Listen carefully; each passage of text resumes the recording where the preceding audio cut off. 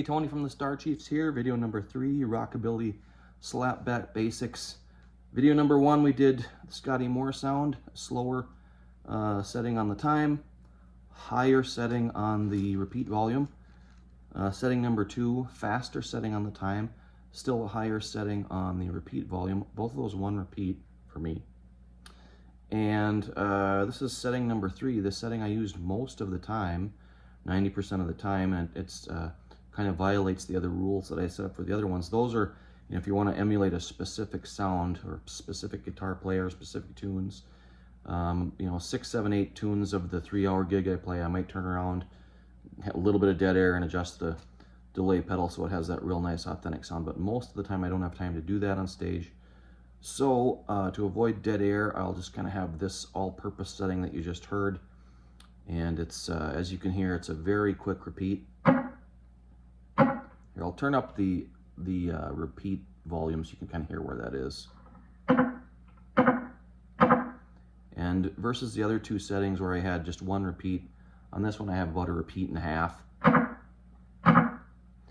And that way it's, if you know, I can play at a variety of tempos and the delays don't kind of step all over each other. It's just kind of this gymnasium style slap back in the background. So I'll turn that back down right to around there, and that's kind of a happy sound, a happy setting. If you know, if I'm doing like a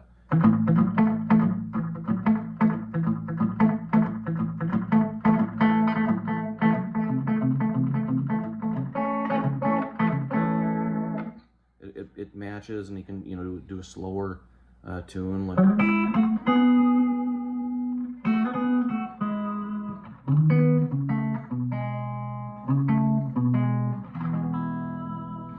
And it works out good.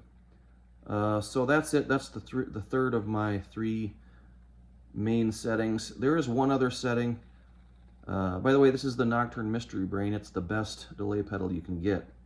So when I often get asked, how do you get that sound? What delay do you use? This is the main one I use.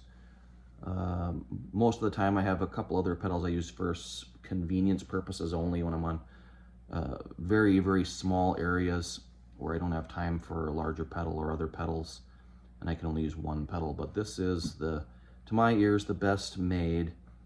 In my opinion, and a lot of guys' opinion, one of the best delay pedals was the Danelectro Dan Echo, which they don't make anymore and are notoriously flimsy, and they're always broken, and they have this minuscule knobs. It's, you know, it's hard enough for me to read these. For those things, they're just like teeny tiny. And that one had a really nice, the repeats were not super muffled like an analog delay and not bright and clear like a digital delay.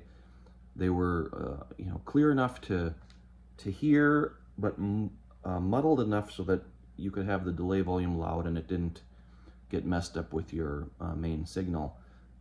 Of all the delay pedals made, this is the one that comes closest to that, in my opinion. But built like a tank, built in America. I've never had a problem.